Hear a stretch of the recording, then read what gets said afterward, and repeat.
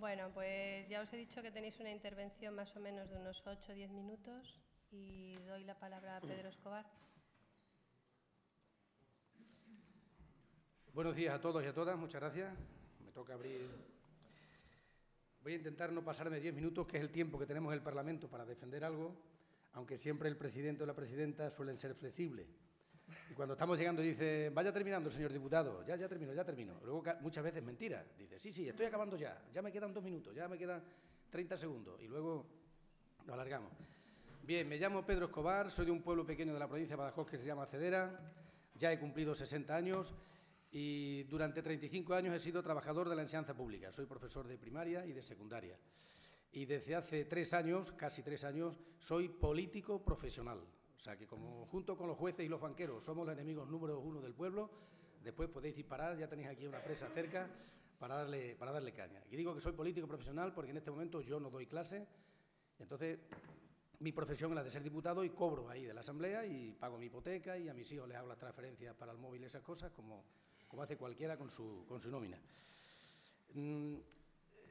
Cuando tenía un poco más de edad que la que tenéis vosotros, yo me afilié al Partido Comunista de España, no tenía ni barba entonces, y desde entonces estuve metido en estas cosas de la política, aunque profesionalmente digamos que solo ahora desde hace unos años.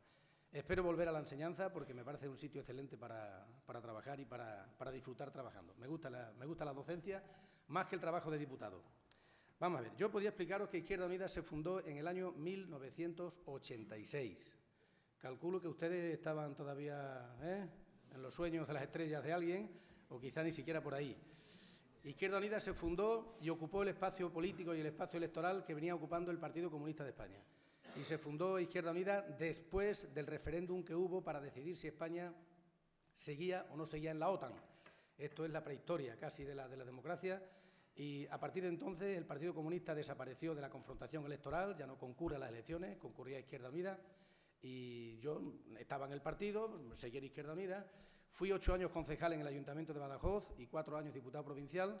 Estuve un tiempo dedicado a mi profesión y hace 3 años, cuando nos presentamos a las elecciones, teníamos 0 y conseguimos sacar 3, con lo cual el resultado no era demasiado malo, pensando que antes ni existíamos en el Parlamento extremeño.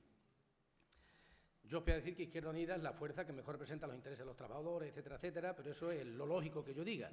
Por lo tanto, no lo voy a decir. Yo lo único que sí estoy dispuesto a afirmar en público ante vosotros es que todos los partidos políticos, todos, pretenden el bien común. Todos quieren que la gente viva mejor, que la gente viva feliz, que la gente esté a gusto, todo el mundo que la gente quiere su trabajo, todo el mundo quiere que Extremadura progrese, que los pueblos haya vida, etcétera, etcétera. Todos los partidos, ninguno, no creo que haya ningún partido que sea tan idiota, que sea masoca y que quiera machacar a la gente para que en las próximas elecciones no le vote ni en su casa, ¿no? Entonces, ¿por qué existe tanta diferencia de partidos políticos? Y yo voy a aprovechar los minutos. Anda, ¿cuánto tiempo llevo? No he contado. Esto pasa muchas veces, que el cronómetro se pone en marcha. 4 minutos. Os voy a hacer unas preguntas Bien. que vosotros os responderéis que abren el debate. Yo creo que todo el mundo está de acuerdo en que hay que crear empleo. Pero ¿quién crea empleo y cómo se crea empleo? ¿Y qué ocurre? Que hay respuestas distintas. Segunda pregunta.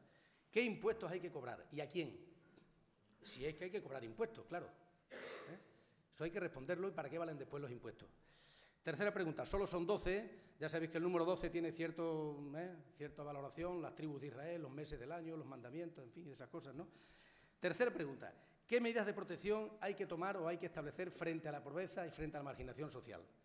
Sí que hay que tomar alguna medida, porque a lo mejor el que sea pobre, pues que se busque la vida, ¿no? En fin, ya veremos, hay de todo, ¿no? ¿Cómo controlamos a los bancos?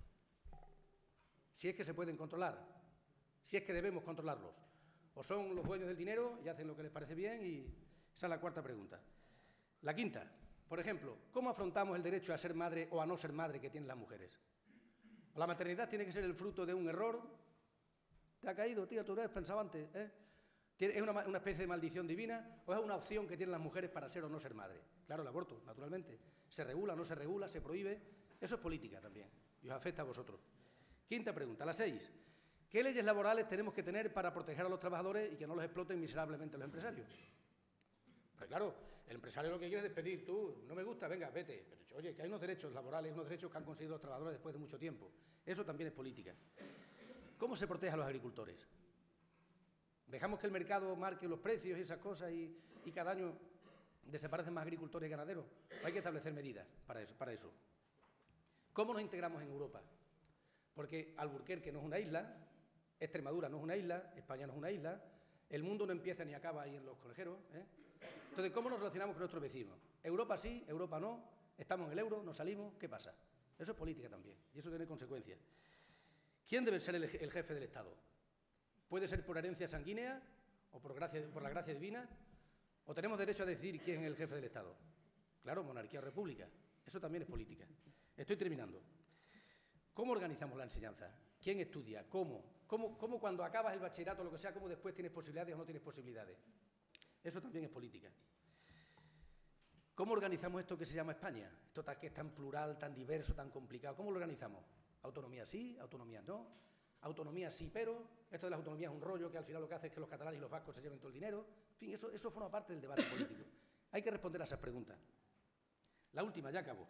¿Cómo garantizamos a nuestros mayores, después de estar toda la santa vida trabajando, cómo les garantizamos una vejez digna, serena, sin necesidades y sin abandonos? Hay que hablar de pensiones, claro. Entonces, esas son las cuestiones vitales que yo creo que preocupan a toda la gente, incluso los que dicen que pasan de la política. A mí la política me da igual, yo impuestos no pago, ya. Cada vez que haces una llamada, mandas un mensaje, estás pagando impuestos. Te los cobran sin que tú te enteres, ¿eh? Cada vez que te tomas una caña, estás pagando impuestos, ¿eh? O sea, que eso es muy bonito decir que yo la política paso, pues yo creo que estas cosas preocupan a todo el mundo. Y por eso hay diferentes partidos políticos, porque hay diferentes respuestas a estas preguntas. No da tiempo a entrar qué dice cada uno sobre estas preguntas, pero esa es la madre del borrego. Esa es la madre del borrego. Y según las respuestas que se dan, pues toda la gente elige, le gusta más, le gusta menos, etcétera, etcétera. Yo ya creo que me estoy pasando de tiempo, estoy casi en los 8 minutos, ¿no? Sí. Por lo tanto, os dejo ahí esas preguntas, os dejo un poquito lo que es la historia de Izquierda Unida y mis datos personales para que después podáis preguntar. Yo naturalmente creo que la mejor forma de intentar cambiar el mundo y que todo el mundo viva bien y que haya justicia, que se acabe la pobreza y que se acaben las desigualdades es estar primero en el Partido Comunista y después en Izquierda Unida, pero la gente no se lo cree. Lo llevamos explicando muchísimo tiempo, la gente no se lo cree porque nos da solamente 5 de cada 100 nos votan y solo tenemos 3 diputados de 65. Pero no importa, yo sé que esto es una historia muy larga, detrás de mí vendrán otros que lo seguirán explicando y bueno, y la gente puede cambiar de opinión y algún día votar más a Izquierda Unida y si no, pues diré, bueno, estoy en minoría, pues estoy en minoría. Y luego que yo creo que esto de la política, que entre los jóvenes no goza de popularidad, yo creo que sí os preocupa. Hombre, si no os preocupa a vosotros, que no os preocupa uno que está a punto de jubilarse, bueno, medio se entiende. ¿Y mi pensión qué va a pasar? ¿La cobraré, no la cobraré, tal, no? Pero si no os preocupa la política a vosotros, me parece un suicidio sociológico. Vosotros sois los más interesados en que las cosas, en que estas preguntas tengan la respuesta que os gusta a vosotros. Nada más, seguiremos hablando a lo largo después del debate, estamos aquí para que disparéis sin... Hombre, espero que si disparáis sin piedad, por lo menos que tengáis poca puntería, nada más. Muchas gracias y hasta luego. Habla rapidísimo, Pedro.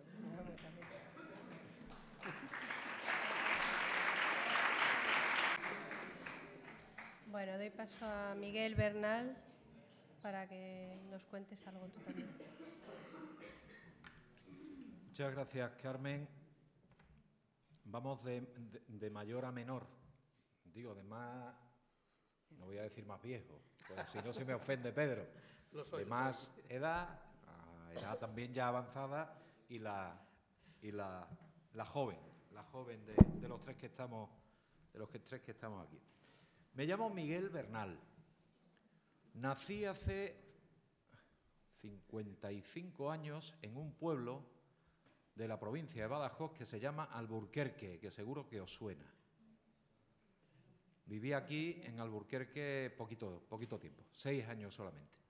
Pero bueno, tengo un excelente recuerdo de este pueblo que no he dejado de visitar, entre otras cosas porque mi familia procedía de otro pueblecito que está muy cerquita de aquí, que es la Codosera, con lo cual pues no dejo de pasar por aquí, por Alburquerque, y estar por aquí por Alburquerque.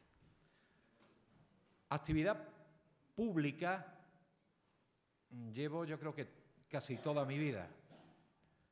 Yo tengo una profesión como todo el mundo.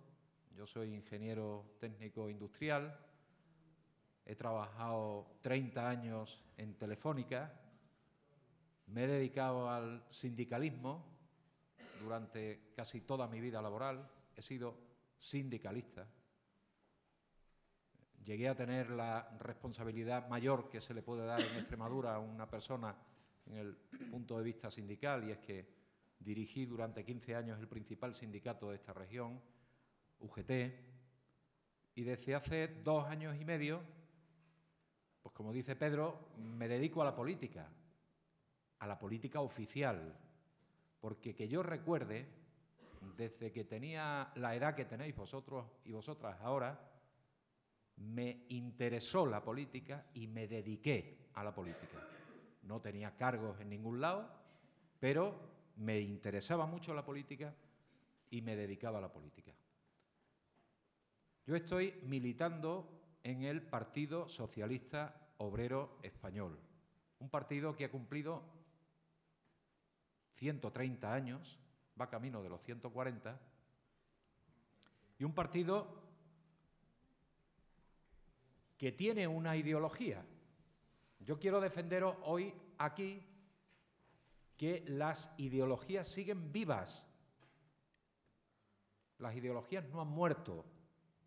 Hay ideologías liberales y hay ideologías socialistas. Se diferencian muy claramente en la teoría, pero en la forma de aplicarla en la práctica, en el día a día, también hay una gran diferencia.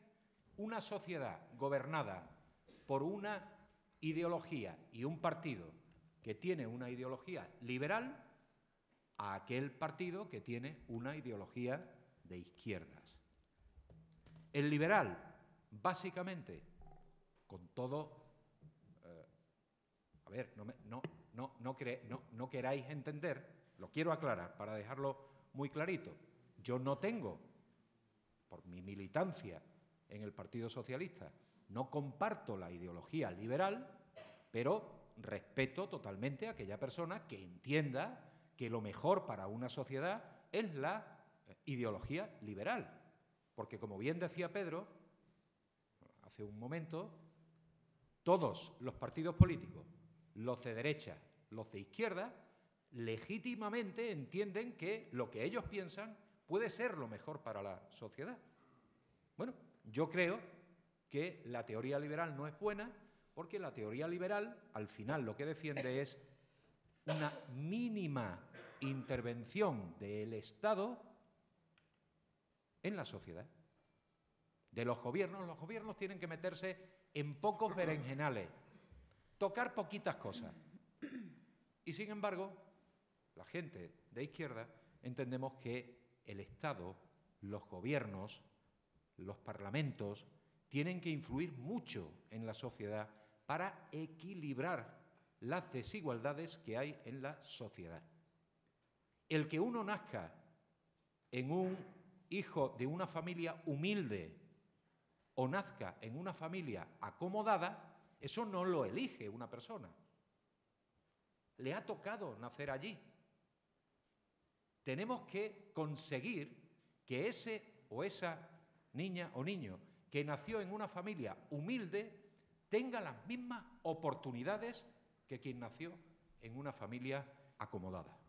Pero para eso se necesita un Estado, un gobierno con poder, que haga leyes, que haga normas, que controle para poder conseguir ese tipo de equilibrio, el equilibrio de la igualdad de oportunidades. Y necesitamos, decimos los socialistas, que necesitamos un poder público, poderes públicos, que hagan de verdad que la democracia funcione. Mira, vosotros y vosotras todavía no votáis por edad la mayoría. Pero cuando los ciudadanos vamos y echamos nuestro voto, estamos eligiendo a unos diputados, estamos indirectamente eligiendo a un presidente para que gobierne nuestra región, nuestro pueblo, nuestro país, para que tenga poder, el poder que le hemos dado al echar el voto. Porque esa persona tiene que conseguir que aquellos que tienen poder sin votarlos, aquellos que tienen ya un gran poder sin votarlos, no sean los que manden sobre nosotros. Mira, para decidir el futuro, ¿cuánto tiempo me queda, Carmen? 2 minutos. 3 minutos. 3 minutos. Una sociedad siempre va cambiando. La sociedad vuestra no es la sociedad de vuestros padres y la de vuestros padres no fue la de vuestros abuelos. Las sociedades van cambiando siempre, siempre van cambiando. ¿Quién tiene que orientar ese cambio? ¿Quién tiene que decidir hacia dónde? Vosotros, ¿verdad? Los ciudadanos tenemos que decidir hacia dónde queremos evolucionar, cómo queremos vivir. Las preguntas que os hacía Pedro, que me parecen muy oportunas. ¿Qué tipo de educación? ¿Qué tipo de sanidad? ¿Qué tipo de trabajo? Todo eso lo tenemos que decidir nosotros, a través de la política, a través de nuestro voto. Porque si no, otros van a ser los que decidan por nosotros. Ayer, alguno de vosotros lo habrá oído en la radio, y si no os lo digo yo ahora. Ayer hemos conocido un dato en España escalofriante. Hay 10 personas en España, 10 personas con nombres y apellidos. El primero se llama don Amancio Ortega.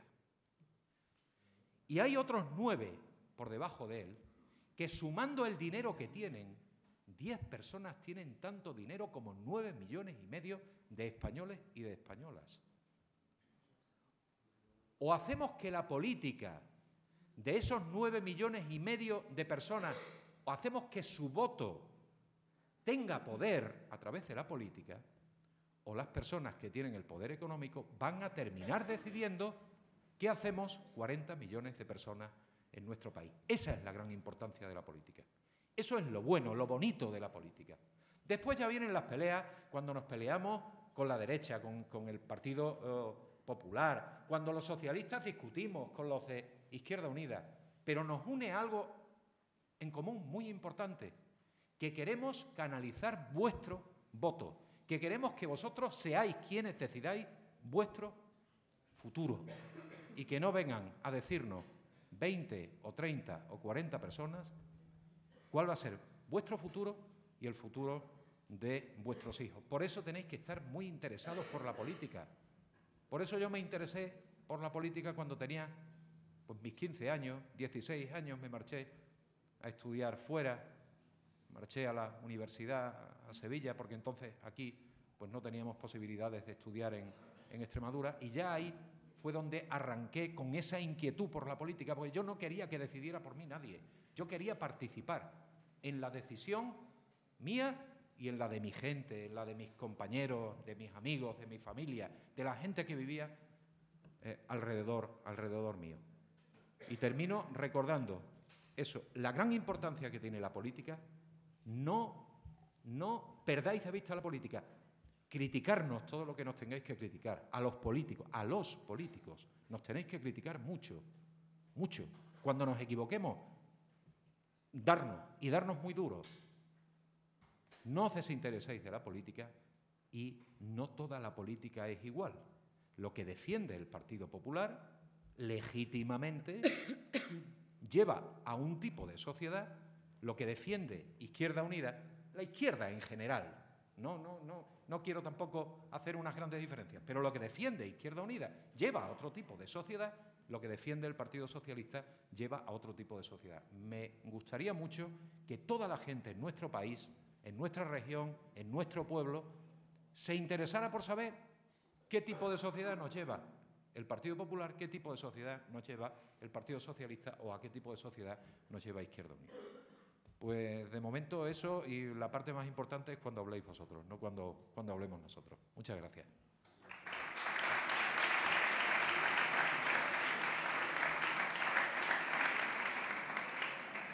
Muchas gracias, Miguel. Doy la palabra a Virginia. Muchas gracias.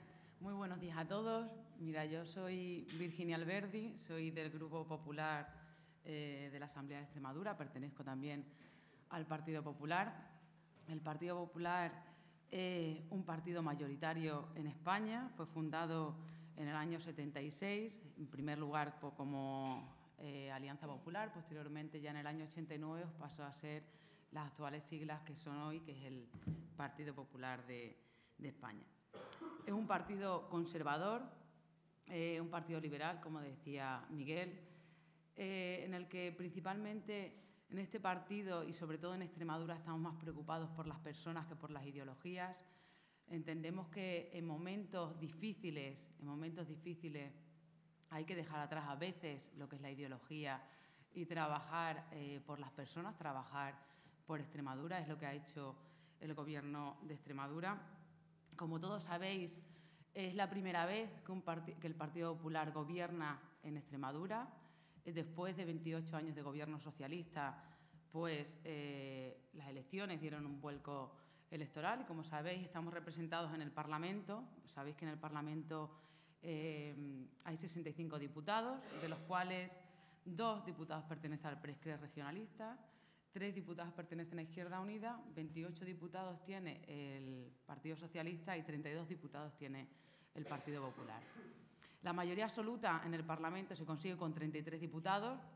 Nosotros tenemos 32, es decir, que estamos gobernando en minoría, gracias a la abstención de otros partidos políticos.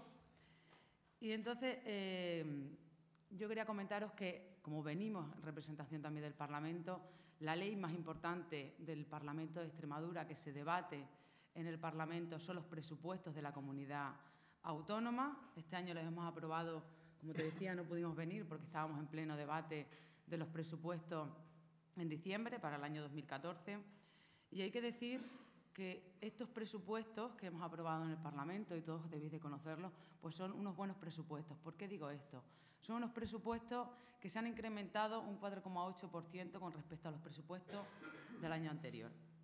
Es decir, os comento sobre los presupuestos, no quiero tampoco enrollarme mucho porque es importante que todos conozcamos pues, cuál es la labor que hace un parlamentario y cuál es la labor que hace un político. También os hablaré un poco de cuál es mi trayectoria política o por qué he terminado yo en política, pero lo haré al final, espero que no se me olvide.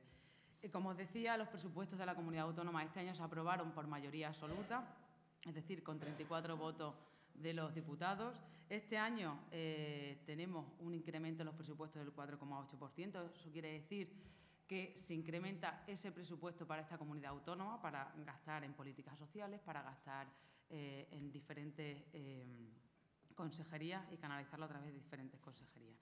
¿Cómo hemos podido, o cómo ha podido el Partido Popular conseguir que tengamos unos presupuestos que aumenten? Porque, claro, como todos sabéis, yo no quiero hablar aquí de cuál era la situación que teníamos en Extremadura anteriormente. Como decía mi compañero Bernal, hay que hablar de ideología, pero también hay que hablar de actos y también hay que hablar de la situación en la que teníamos Extremadura anteriormente. Anteriormente, pues hubo una época, y quiero decirlo con delicadeza, en la que, bueno, el control del gasto fue distinto, fue diferente, entonces se incrementó la deuda pública y se incrementó el déficit.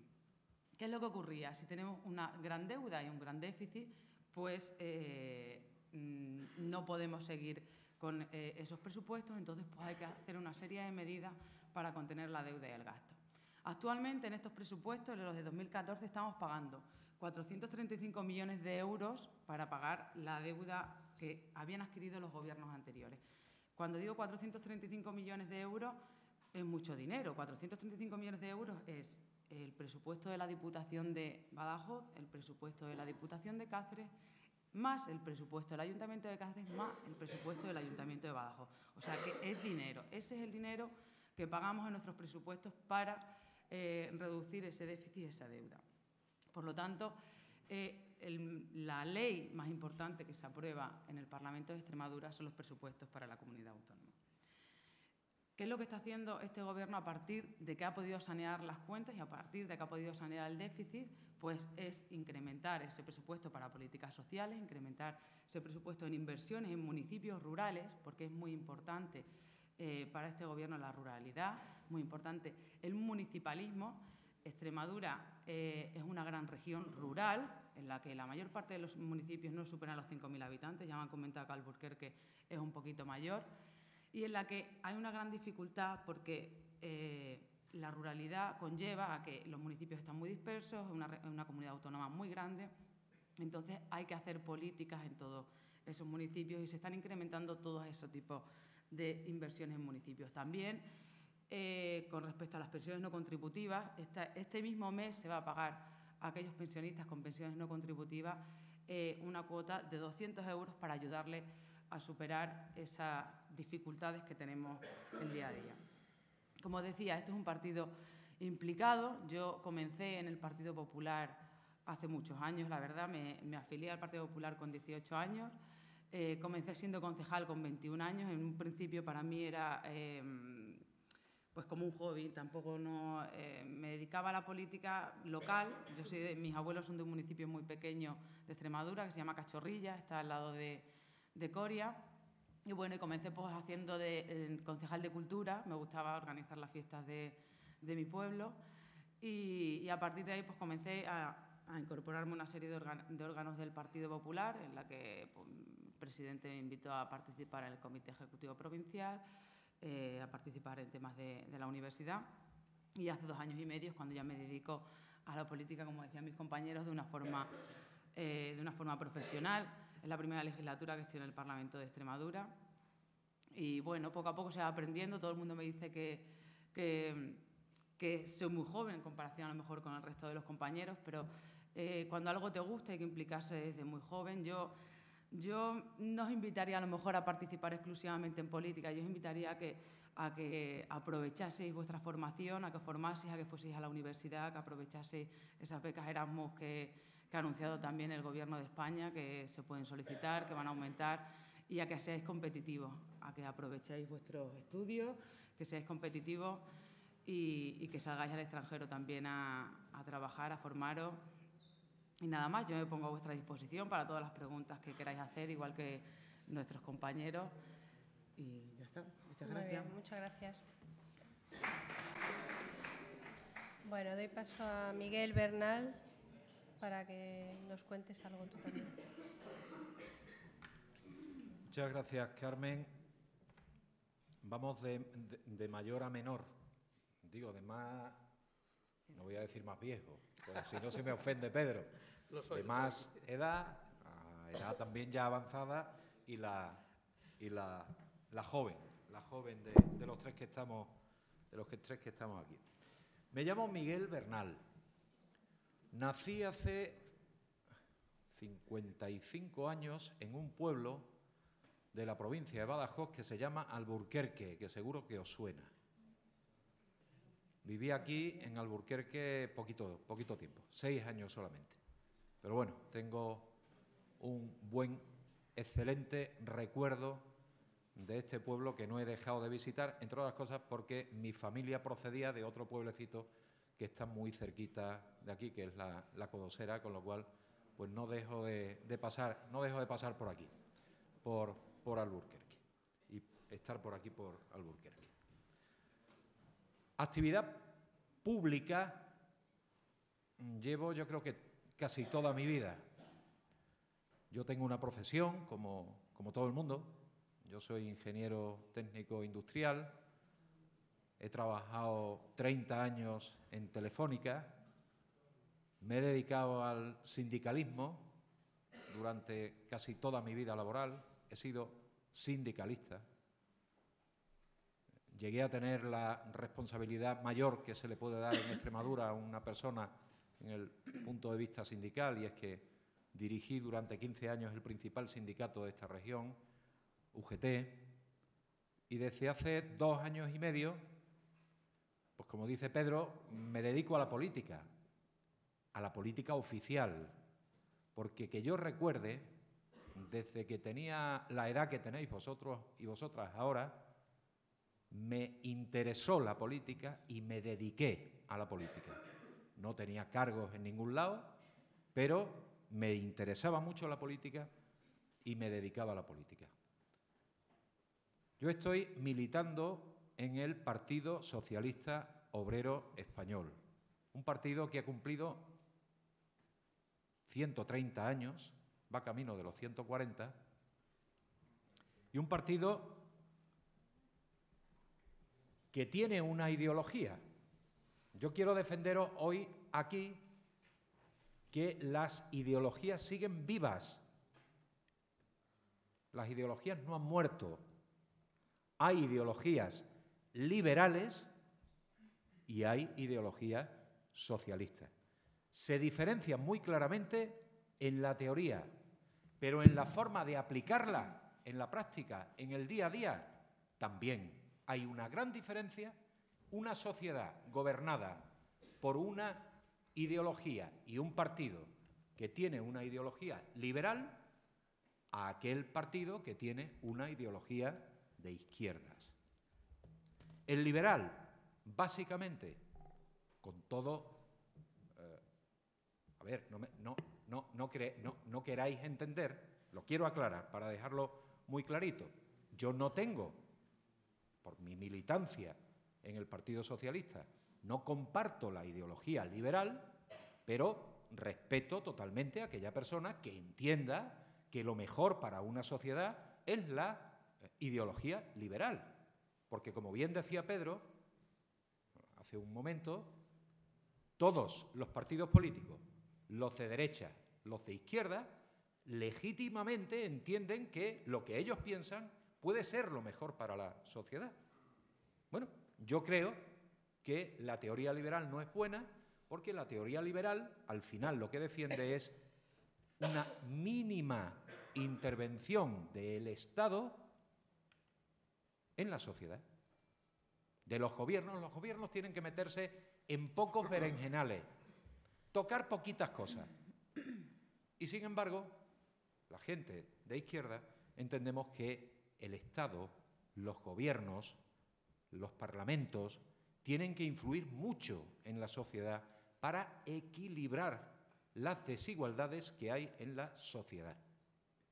El que uno nazca en un hijo de una familia humilde o nazca en una familia acomodada, eso no lo elige una persona. Le ha tocado nacer allí. Tenemos que conseguir que ese o esa niña o niño que nació en una familia humilde tenga las mismas oportunidades que quien nació en una familia acomodada. Pero para eso se necesita un Estado, un gobierno con poder que haga leyes, que haga normas, que controle para poder conseguir ese tipo de equilibrio, el equilibrio de la igualdad de oportunidades. Y necesitamos, decimos los socialistas, que necesitamos un poder público, poderes públicos, que hagan de verdad que la democracia funcione. Mira, vosotros y vosotras todavía no votáis por edad la mayoría.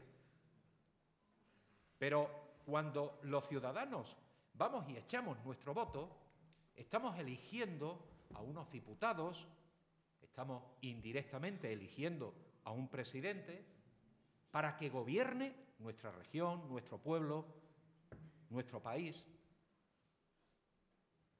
para que tenga poder, el poder que le hemos dado al echar el voto. Porque esa persona tiene que conseguir que aquellos que tienen poder sin votarlos, aquellos que tienen ya un gran poder sin votarlos, no sean los que manden sobre nosotros. Mira, para decidir el futuro, ¿cuánto tiempo me queda, Carmen? 2 minutos. 3 minutos. 3 minutos. Una sociedad siempre va cambiando. La sociedad vuestra no es la sociedad de vuestros padres. Y la de vuestros padres no fue la de vuestros abuelos. Las sociedades van cambiando siempre. Siempre van cambiando.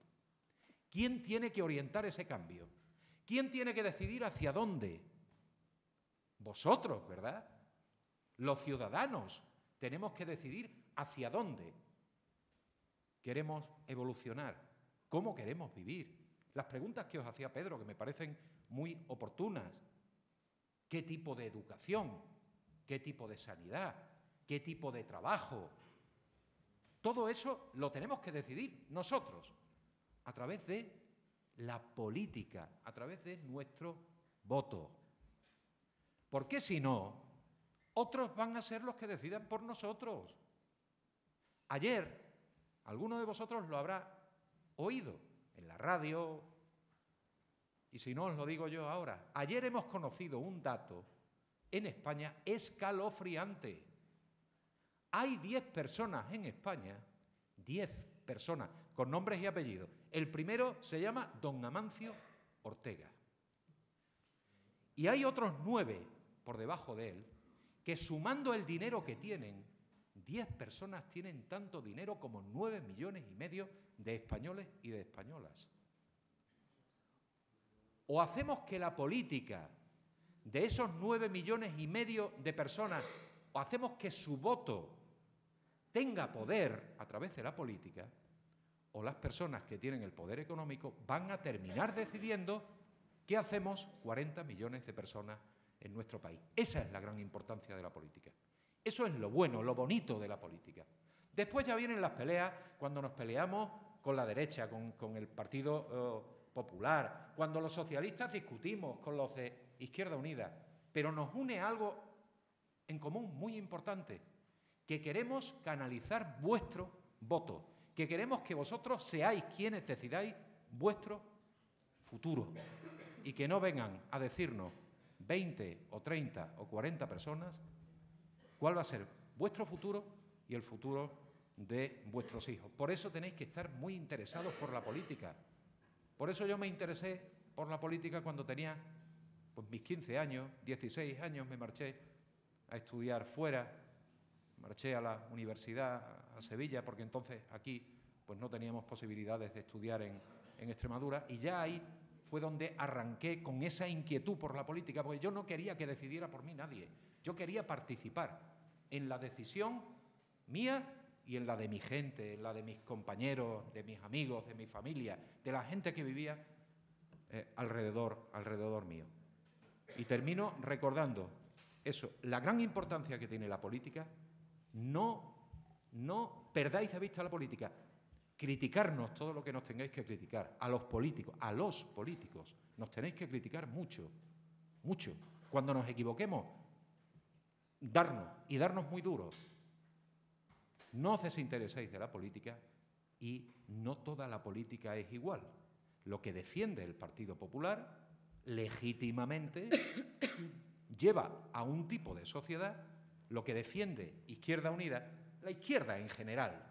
No quiero tampoco hacer unas grandes diferencias, pero lo que defiende Izquierda Unida lleva a otro tipo de sociedad, lo que defiende el Partido Socialista lleva a otro tipo de sociedad. Me gustaría mucho que toda la gente en nuestro país, en nuestra región, en nuestro pueblo, se interesara por saber qué tipo de sociedad nos lleva el Partido Popular, qué tipo de sociedad nos lleva el Partido Socialista o a qué tipo de sociedad nos lleva Izquierda Unida.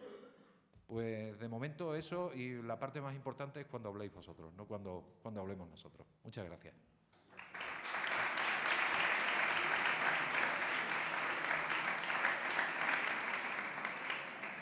Muchas gracias, Miguel. Doy la palabra a Virginia. Muchas gracias. Muy buenos días a todos. Mira, yo soy Virginia Alberdi, soy del Grupo Popular de la Asamblea de Extremadura, pertenezco también al Partido Popular. El Partido Popular es un partido mayoritario en España, fue fundado en el año 76, en primer lugar como Alianza Popular, posteriormente ya en el año 89 pasó a ser las actuales siglas que son hoy, que es el Partido Popular de España. Es un partido conservador, un partido liberal, como decía Miguel, en el que principalmente en este partido y sobre todo en Extremadura estamos más preocupados por las personas que por las ideologías. Entendemos que en momentos difíciles hay que dejar atrás a veces lo que es la ideología y trabajar por las personas, trabajar por Extremadura, es lo que ha hecho el Gobierno de Extremadura. Como todos sabéis, es la primera vez que el Partido Popular gobierna en Extremadura. Después de 28 años de gobierno socialista, pues las elecciones dieron un vuelco electoral y, como sabéis, estamos representados en el Parlamento. Sabéis que en el Parlamento hay 65 diputados, de los cuales 2 diputados pertenecen al PRESCRE regionalista, 3 diputados pertenecen a Izquierda Unida, 28 diputados tiene el Partido Socialista y 32 diputados tiene el Partido Popular. La mayoría absoluta en el Parlamento se consigue con 33 diputados. Nosotros tenemos 32, es decir, que estamos gobernando en minoría, gracias a la abstención de de otros partidos políticos. Y entonces yo quería comentaros que, como venimos en representación también del Parlamento, la ley más importante del Parlamento de Extremadura que se debate en el Parlamento son los presupuestos de la comunidad autónoma. Este año los hemos aprobado, como te decía, no pudimos venir porque estábamos en pleno debate de los presupuestos en diciembre para el año 2014. Y hay que decir que estos presupuestos que hemos aprobado en el Parlamento, y todos debéis de conocerlos, pues son unos buenos presupuestos. ¿Por qué digo esto? Son unos presupuestos que se han incrementado un 4,8% con respecto a los presupuestos del año anterior. Es decir, os comento sobre los presupuestos, no quiero tampoco enrollarme mucho porque es importante que todos conozcamos pues, cuál es la labor que hace un parlamentario y cuál es la labor que hace un político. También os hablaré un poco de cuál es mi trayectoria política o por qué he terminado yo en política, pero lo haré al final, espero que no se me olvide.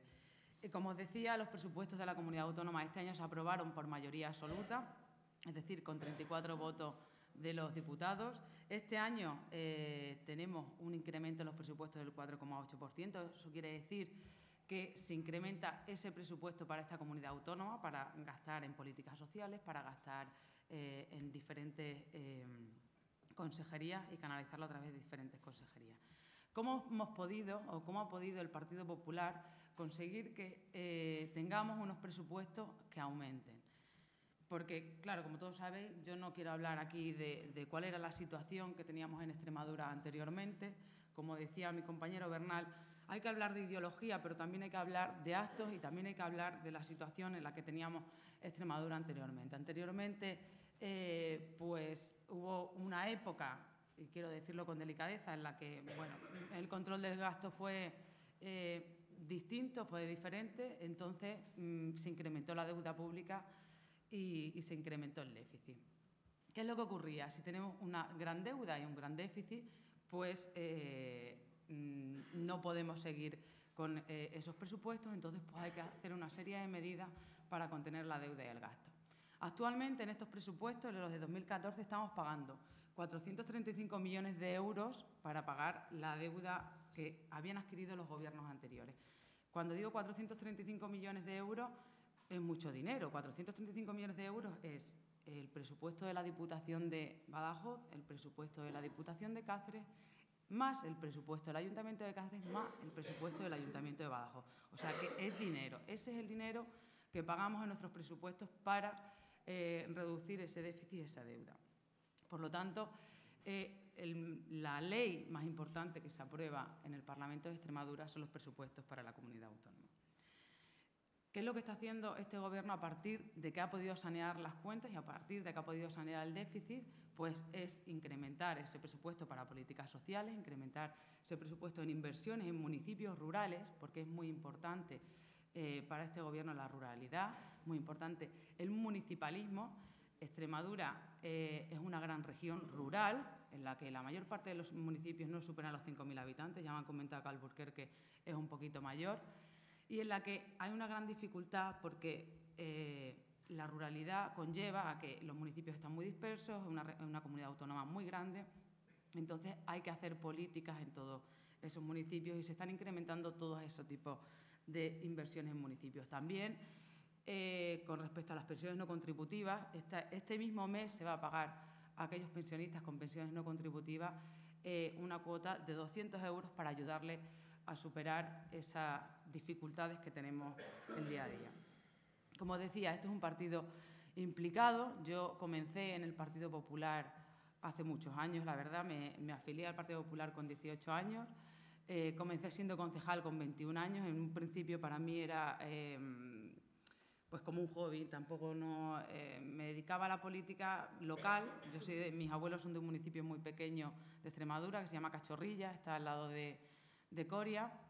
Y bueno, comencé pues haciendo de concejal de cultura, me gustaba organizar las fiestas de mi pueblo y a partir de ahí pues comencé a incorporarme a una serie de órganos del Partido Popular en la que pues, el presidente me invitó a participar en el Comité Ejecutivo Provincial, a participar en temas de la universidad y hace 2 años y medio es cuando ya me dedico a la política, como decían mis compañeros, de una forma de una forma profesional. Es la primera legislatura que estoy en el Parlamento de Extremadura. Y bueno, poco a poco se va aprendiendo. Todo el mundo me dice que soy muy joven en comparación a lo mejor con el resto de los compañeros, pero cuando algo te gusta hay que implicarse desde muy joven. Yo no os invitaría a lo mejor a participar exclusivamente en política, yo os invitaría a que aprovechaseis vuestra formación, a que formaseis, a que fueseis a la universidad, que aprovechaseis esas becas Erasmus que ha anunciado también el Gobierno de España, que se pueden solicitar, que van a aumentar, y a que seáis competitivos, a que aprovechéis vuestros estudios, que seáis competitivos y que salgáis al extranjero también a trabajar, a formaros. Y nada más, yo me pongo a vuestra disposición para todas las preguntas que queráis hacer, igual que nuestros compañeros.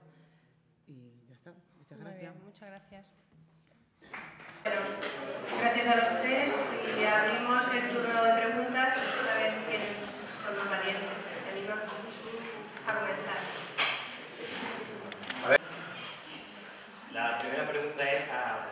Perdón porque no me acuerdo por el nombre. Pues yo le quería preguntar que si no le da un poco de vergüenza, o al menos reparo, estar en un partido en el que se dicen tomar medidas democráticas y acorde con la Constitución de España, pero que lo único que hace es terrorismo de Estado y llega hasta violar los derechos humanos, con medidas como el aborto, los desahucios y la manifestación.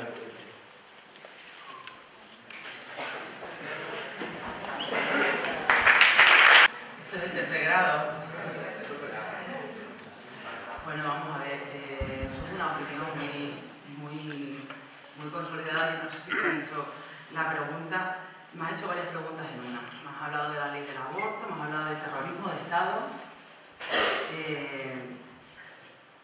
y desde luego no sé si has visto la opinión del presidente del Gobierno de Extremadura con respecto a la ley del aborto, en la que declara abiertamente de que no se puede obligar a una mujer a abortar y tampoco no se puede obligar a una mujer a que realice ese tipo de acción.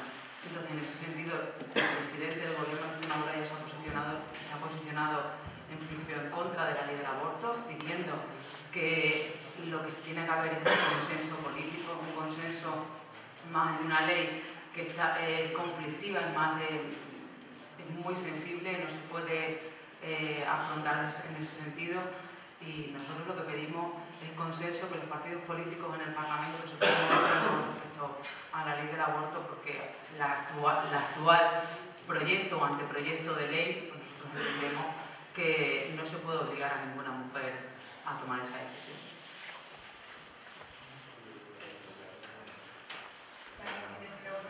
Quería comentaros que personalmente cuando oigo hablar de federalismo, de confederalismo y demás, pues lo cierto es que me pongo bastante nervioso porque creo que eso quizás no acabe bien. Muchos consideran que eso puede ser una manera de reorganizar el Estado más, no sé, más racional y demás, pero realmente yo creo que no se sabe cómo puede acabar o cuál puede ser el fin de todo ese proceso. ¿Qué opináis vosotros? ¿Vosotros creéis que hay que seguir digamos, avanzando en ese camino, en esa posible solución de organizar el Estado español? ¿Qué opináis? Es la respuesta a una de esas preguntas que yo os hacía. ¿Cómo organizamos esta España que es tan diversa, tan complicada, con una historia tan terrible, ¿no? Nosotros creemos que la forma más democrática de organizar el Estado español sería una república federal. Lo que ocurre es que la Constitución que tenemos ahora, pues no sé, vamos, se parece solo en lo del Estado de la autonomía. Yo creo que si desdramatizamos todo lo que sería el federalismo, países como Suiza, como Alemania, como Estados Unidos, como México, son países que tienen una organización federal, en la cual se reconoce lo que es estrictamente propio de cada territorio, la lengua, la historia, determinadas cosas, y luego se reconoce que en un espacio común que es lo que forma el país. O sea, nosotros estamos en contra del independentismo de cualquier territorio del Estado español. Pero creemos que hay que organizarlo de una manera en la que cada uno se sienta cómodo y que la parte suya, la parte específica, se desarrolle y que se sienta bien. El Estado autonómico supone un avance sobre un Estado centralista, supone un avance bastante grande, pero estamos ahí con el tema de la monarquía. Y yo creo que el pueblo español que tiene que opinar, y la Constitución española, yo creo que ha tenido una larga vida desde 1978, ha ha habido reformas puntuales que unas nos gustan, otras no nos gustan, y yo creo que la Constitución española, ninguno de los que están aquí, todos los que tengan menos de 52 años, ninguno votó la Constitución. En España, ningún ciudadano español que tenga menos de 52 años votó la Constitución. Se hizo en el 78, entonces la mayoría de edad era 21 años, entonces digamos que ya España ha cambiado muchísimo.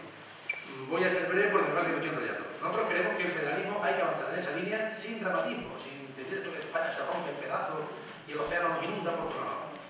Yo creo que históricamente España ha cambiado mucho. Si recordáis un poquito la historia, sabéis que aquí empezamos con Castilla, León, Aragón, Navarra, Cataluña, Portugal. Hubo un momento en que la península ibérica estaba bajo la misma corona, después se separó. Hubo unas guerras carlistas que eran guerras de familia para decidir quién sucedía en el trono.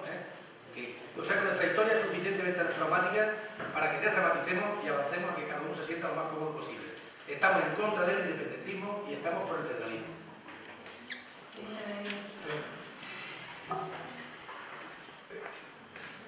Mira, para mi partido, que es el que está hablando en estos momentos, el Partido Socialista es el que está hablando de la definición de un modelo federal para España. Nosotros lo que somos es totalmente contrario a un modelo centralizado de país.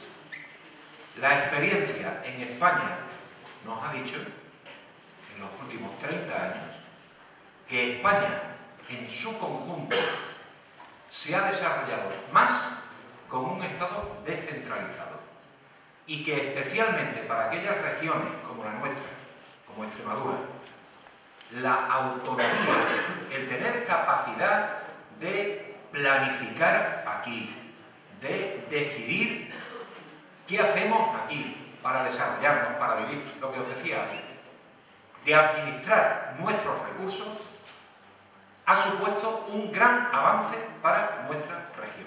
Por tanto, si los territorios, las regiones, crecen más y mejor, la gente que vive en esos territorios vive mejor con un Estado descentralizado, y España en su conjunto crece más, vive mejor con ese Estado descentralizado, no queremos volver a un Estado centralista como el que teníamos antes de 1978.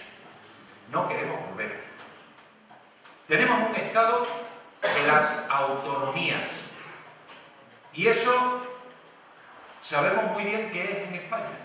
Fuera de España no lo entiende nadie. Nadie sabe qué es el Estado de la autonomía española.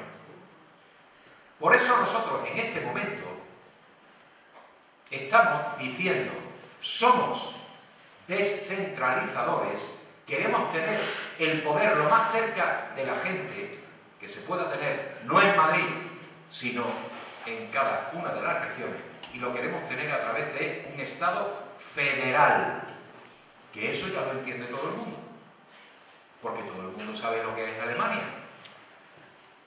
Eso lo sabe todo el mundo. ¿Qué es Alemania? Es un Estado federal. Pues eso es lo que queremos ser nosotros. En la práctica, ¿qué significa? ¿Significa cambios importantes con respecto al Estado de las autonomías? No. Yo conozco bastante bien Alemania. Los Länder alemanes, los Estados federados alemanes, no tienen más poder legislativo, ejecutivo, de capacidad de planificación, que lo que tienen las autonomías españolas. Pero queremos dejar muy claro, de una vez por todas, que queremos un Estado federal contra aquellos que pueden opinar que hay que recentralizar o volver a tener un Estado centralista, y queremos que además se entere todo el mundo de qué es esa descentralización española, que no es ninguna cosa rara, es lo que tienen en Alemania. Eso es lo que queremos tener nosotros. ¿Qué es lo que no queremos tener? Lo digo también para dejarlo claro con respecto a los nacionalismos. ¿Qué es lo que no queremos tener? No queremos tener lo que los nacionalistas catalanes en estos momentos están pidiendo, que en el fondo se parece mucho más a un Estado confederal, no confundáis la palabra federal con confederal, se parece mucho más a un Estado confederal que a esa independencia que saben a la que no van a llegar. CiU en Cataluña en estos momentos lo que pretende es asociar Cataluña como Estado al resto de España, a través de una fórmula que se parece mucho a un Estado confederal. Nosotros no queremos un Estado confederal porque un Estado confederal introduce fortísimas desigualdades entre ciudadanos de una región, de un territorio, de un Estado con respecto a otros Estados. Y os he dicho antes que la máxima que llevamos en el Partido Socialista se llama igualdad de oportunidades. Cómo íbamos a apoyar una fórmula que lo que hacía era separar, romper la igualdad entre ciudadanos y ciudadanas de nuestro país.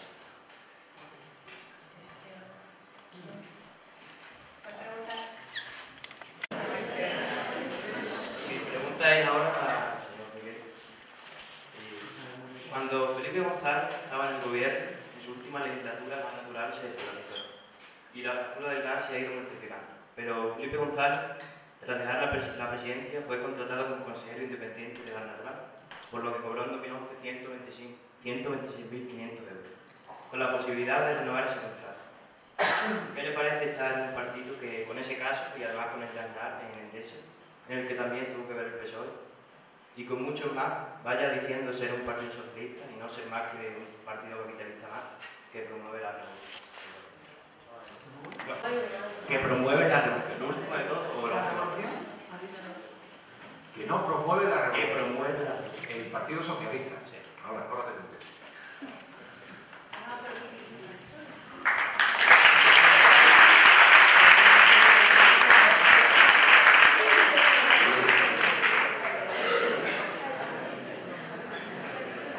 Mira, has tocado un tema muy bueno. O has tocado varios temas, buenísimos. Uno, privatización. Otro, lo que le llaman ahora por ahí, está de moda. Eso de la puerta giratoria. De cuando un político deja de ser político, ¿a qué se dedica? ¿O a qué se puede dedicar? Después has tocado otro tema que tiene un calado muy profundo y es revolución, sí o no. Voy a empezar por la privatización. Nosotros, en el Partido Socialista, voy a hacerte una primera declaración, también para que quede muy claro. Nos equivocamos. Cometimos un error tremendo, tremendo. Cuando dijimos las empresas que están en manos del Estado, vamos a privatizarlas. Sin distinguir si era un banco, si era una empresa que se dedicaba a fabricar tornillos, si era, ¿qué era? Tomamos una decisión hace ya bastantes años, en los años 90, y dijimos a privatizarlo todo. Un error muy grave. No os puedo decir más, nos equivocamos. Es que los socialistas también nos equivocamos y probablemente todos los días cometamos muchos errores, los hemos cometido. Ese fue un gravísimo error. La privatización de la banca pública, hoy más que nunca, nos hemos arrepentido todos los días de haber privatizado la banca pública. Porque estamos viendo que hoy uno de los problemas fundamentales que tiene esta sociedad, fundamentales que tiene la crisis en la que estamos, los problemas fundamentales que tiene, no voy a decir la gran empresa, las empresas, no, las que veis en vuestro día a día, en vuestra calle, en vuestro pueblo, el que tiene el tallercito, el que tiene la panadería, el que tiene... Uno de los problemas fundamentales que tiene es que los bancos no les sueltan un duro. Si hubiéramos tenido en estos momentos como herramienta la banca pública que teníamos entonces, algo se podría haber hecho y alguna mayor capacidad de influencia del Estado para corregir esas desigualdades, para arreglar el problema que tiene la gente, tendríamos esa herramienta en la mano. Fue un gravísimo error. Dicho lo dicho, ¿queremos los socialistas que en manos del Estado estén empresas, estén bancos, depende? Lo que queremos es tener en manos del Estado instrumentos instrumentos, un banco, una empresa, que permitan influir para que la gente viva mejor. Si una empresa no sirve para eso, ¿para qué la queremos en manos del Estado? Se privatiza. Se privatiza. Pero si una empresa, banca pública, sirve, por ejemplo, para que se redistribuya mejor la riqueza, lleguen los créditos a las empresas, haya empleo, eso tiene que haber uno en manos del Estado. Y ahí nos equivocamos. Hicimos otras privatizaciones donde no nos equivocamos, pero ahí sí. Y yo no me voy a esconder como socialista de reconoceros los errores que hemos cometido. Segundo, puertas giratorias. ¿Es lícito? Es una pregunta que hago. ¿Es lícito que un político que ha adquirido una gran experiencia en la política, un gran número de contactos, conoce a mucha gente, lo conoce mucha gente, es lícito que cuando termine su actividad política se meta en consejos de administración fuertemente pagados, con un gran sueldo? Para mí personalmente, yo eso no lo comparto. Yo eso no lo comparto. Yo creo que un político es, o debe ser, una persona normal y corriente. Tenemos nuestra profesión, nuestra actividad. Somos carpinteros, somos abogados, somos médicos, somos albañiles. Nos metemos en política y cuando salgamos de política deberíamos volver a nuestra profesión. A nuestra profesión. Con toda la carga de experiencia que hemos cogido, que nos va a permitir siempre mejorar, pero a nuestra profesión. Eso de andarnos colocando por ahí, sobre todo, ayudando, y aquí ya voy más por los socialistas, ayudando a empresas que probablemente se desplacen un poco por ayudar o por ir en esa ideología que defendemos como partido, yo personalmente eso no lo comparto. Yo esa puerta giratoria de que sales de la política para entrar en una actividad donde puedes utilizar tus influencias políticas para empresas, yo eso no lo comparto. Yo no estoy de acuerdo. Es más, creo que lo deberíamos prohibir. Creo que debería estar más prohibido de lo que está prohibido. Hay ya normativas en ese sentido, ¿eh? Cuando uno ha sido político y ha tenido una responsabilidad política en un área determinada, no puede, durante 2 años, una vez que acaba su actividad política, no puede entrar en empresas que estén relacionadas con esa actividad y que tengan relación con el gobierno. Pero yo eso lo endurecería muchísimo más. No me parece lícito, no me parece honrado hacer ese tipo de cuestiones. Y la revolución, que es la tercera cuestión que comentaba, ese es un tema complicadito de entender. ¿Sabes por qué nos separamos? ¿Sabes por qué nos separamos los comunistas? Cuando Pedro era comunista, yo no sé si sigue siendo comunista. ¿Por qué nos separamos los comunistas de los socialistas? Hace ya mucho tiempo, hace ya casi 100 años. ¿Por qué nos separamos? Porque al principio éramos solamente un partido.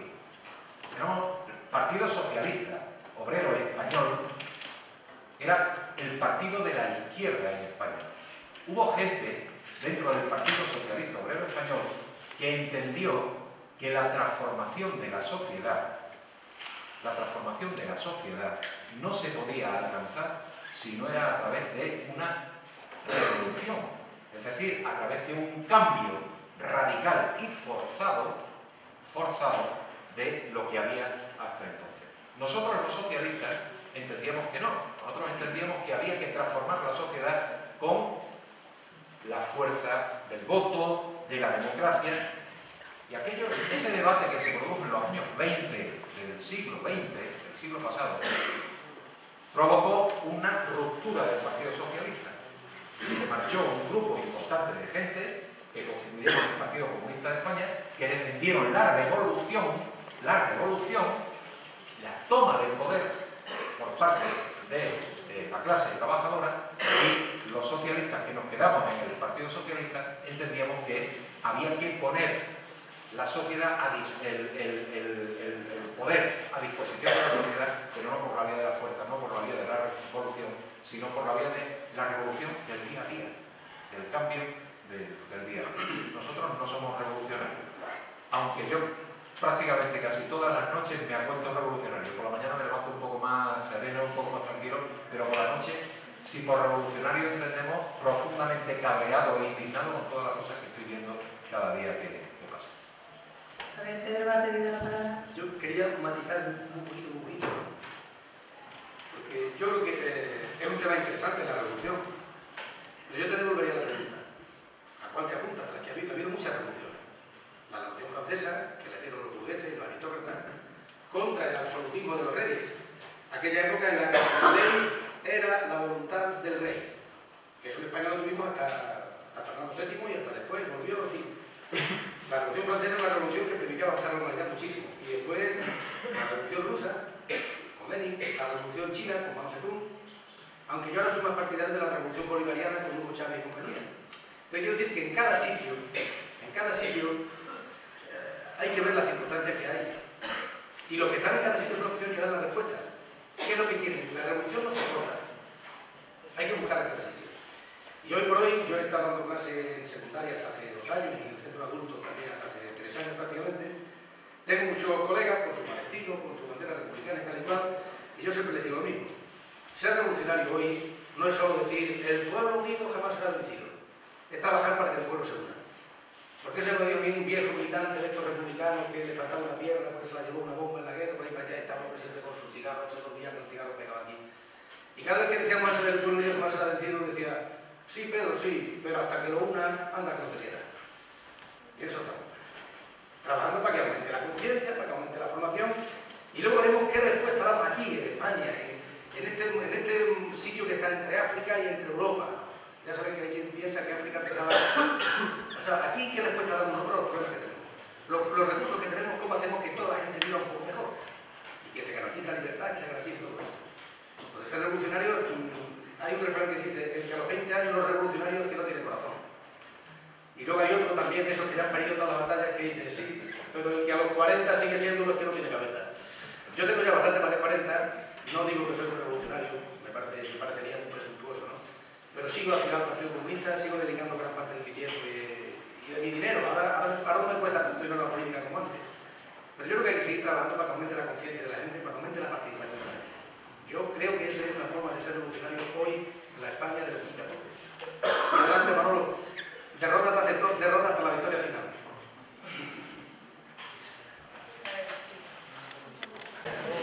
Bueno, yo quería saber qué opinan sobre si la crisis es culpa o del PSOE o del PP.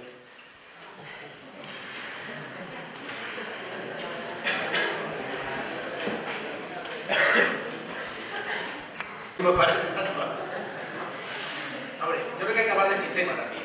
Yo creo que esto es como la revolución, es una cosa muy buena.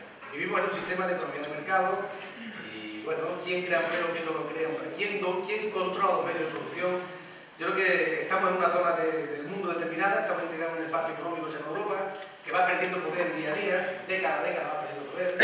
El eje del mundo ya no es el Océano Atlántico, como fue durante el siglo XX, la Primera Guerra Mundial, la Segunda Guerra Mundial. El eje del mundo está en el Pacífico, entre China, Japón, etcétera, y Estados Unidos. Europa va perdiendo peso y, bueno, yo creo que sería muy largo, pero creo que la crisis forma parte de una avería grave del sistema en el que vivimos, el sistema de economía de mercado, el sistema capitalista. Yo creo que habría que hablar largamente de eso. Es una broma que yo quería hacer. Bueno, es que, como decía Pedro, es una pregunta difícil de contestar. Ya no creo que haya que hablar, a lo mejor, de quién es la culpa, si de qué partido político, si de izquierda media, persona del PP, la crisis, sino de las medidas que se toman para resolver esa crisis y en el momento que se empezaron a tomar las medidas para resolver la crisis. Yo creo que la Extremadura ya teníamos una grave crisis y las medidas se empezaron a tomar tarde y entonces pues eso hizo que pues, el momento en el que se han tomado ya pues no es que fuera tarde, sino que el paciente estaba ya gravemente enfermo, por hacer esa similitud con un paciente enfermo, entonces pues las medidas paliativas que ha habido que realizar pues son fuertes y a nadie le gustan ese tipo de medidas, pero llega un momento que es que esto podía haber sido insostenible, entonces pues las medidas, como os digo, y todo lo que podéis conocer, gustan más o gustan menos, pero como os decía, no creo que sea importante ya hoy día, en el momento que vivimos, de quién es la culpa, sino de las medidas que se están tomando para resolverlo, de que realmente nosotros ya estamos convencidos de que la economía va pasando esta grave crisis, se irá notando poco a poco, igual que se fue notando poco a poco en Extremadura que estábamos en crisis, pues también se irá notando en Extremadura poco a poco que la crisis ya va pasando, que no tenemos la misma situación de hace unos cuantos de años, y los datos están ahí, se puede ver también en que ha descendido el desempleo, en varias cuestiones económicas que tal vez nosotros ahora mismo no nos percibimos, como puede ser el aumento de las exportaciones.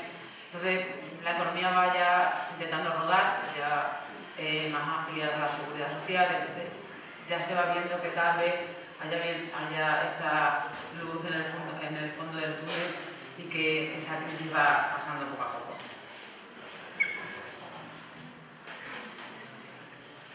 A ver, el de la... Era tú, ¿no? El de la pregunta de la crisis. ¿PSOE o PP y los culpables? Mira, de los dos y de ninguno. De los dos y de ninguno. De los dos, porque aquí las pulgas no nos las debemos sacudir ninguno. En el PSOE, os he dicho antes, nos hemos equivocado. Hemos tomado decisiones equivocadas en el pasado. No supimos ponerle freno a un modelo de desarrollo en España que puso en marcha el Partido Popular del señor Aznar, pero que nosotros también somos culpables de no haberle puesto solución a aquello que se llamó la burbuja inmobiliaria. Y la vimos. Vimos que aquello no tenía futuro.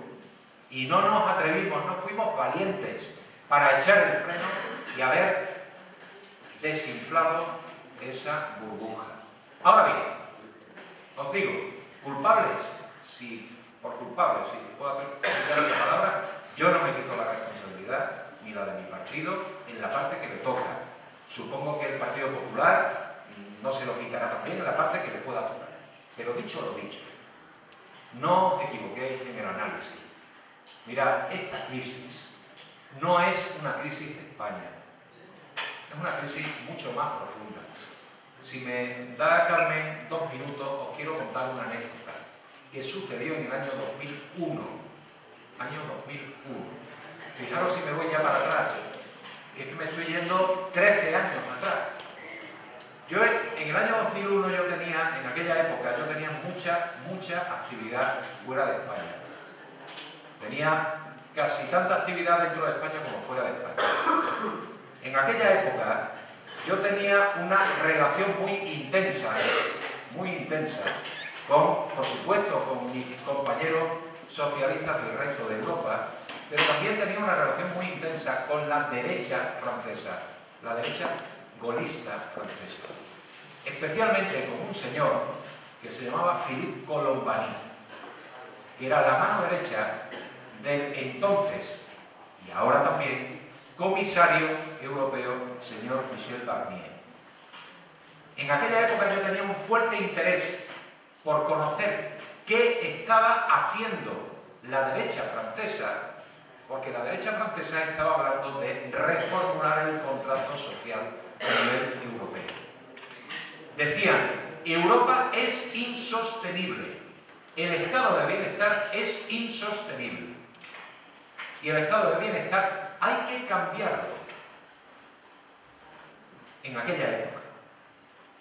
Como os digo yo, que llegué a tener un cierto nivel de amistad con Philippe Colombani, me llegó a confesar, me llegó a describir la planificación que en aquel momento había hecha ya por los poderes económicos europeos del futuro de Europa.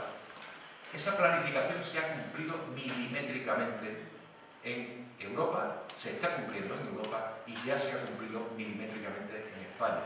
Y todo se resume de una manera muy simple. Decían en aquel momento los poderes económicos, hace 13 años, decían los poderes económicos en Europa, La riqueza europea se reparte desigualmente. Desigualmente, decía. El 60% de la riqueza se lo llevan los ciudadanos y solo el 40% se lo lleva el capital. Acordaros de lo que os he dicho antes de los 10 españoles que tienen tanto poder económico como 9,5 millones de personas. En aquel momento se decía el 60% se lo llevan los ciudadanos de la riqueza y el 40% se lo lleva el capital. Hay que equilibrarlo. Dejar el 50% en manos de la persona y el otro 50% de la riqueza en manos del capital. Eso en España tiene una cifra muy redonda. Son 107.000 millones de euros que había que quitarle a la ciudadanía para pasárselo al capital. Claro, 107.000 millones de euros es mucho dinero. ¿Y de dónde salen los 107.000 millones que ya os comunico que ya han desaparecido? Ya han pasado al capital. Salen de los salarios, salen de la sanidad, salen de la educación, salen de la dependencia y salen de las pensiones. La crisis es una crisis que vino de donde viniera, causada por bancos, por lo que fuera. Ahí no voy a entrar en ese análisis ahora. Pero que fue perfectamente aprovechada en toda Europa y en España también para darle un vuelco al reparto de la riqueza, para quitarle a la gente y dárselo al capital. Nos han metido la mano en el bolsillo, nos han quitado el 10% de la riqueza colectiva que teníamos para pasárselo a otro. ¿Por qué? Y es lo último que os digo. ¿Sabéis cuánto producía España antes de entrar en la crisis? ¿Cuánto dinero, cuánta riqueza se generaba en España antes de entrar en la crisis? Cuando todos vivíamos bien. Un billón, con B, 70.000 millones de euros. ¿Sabéis cuánto produce hoy España? 1.040.000 millones de euros. ¿A que no hay mucha diferencia de lo que producíamos a lo que producimos hoy? Pero sí hay una diferencia brutal en cómo vivíamos y cómo vivimos hoy.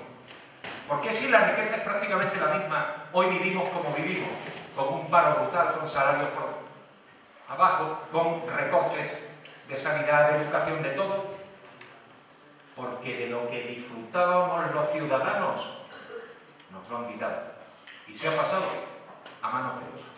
Esa es la auténtica crisis que estamos viviendo todavía al día de hoy. Y eso es lo que tendría que solucionar la fuerza de la política, la fuerza de los votos, y no la fuerza de quien tiene el poder económico, que es el que termina imponiendo todo esto. Intenta ver los 2 minutos más cortos. No. A ver, dos preguntas. Yo quería decirte, vamos a ver, la exposición que acabas de hacer da la sensación de que tú, que estás dentro del Partido Socialista, hubiese estado fuera completamente. La primera reforma laboral la hizo Felipe González.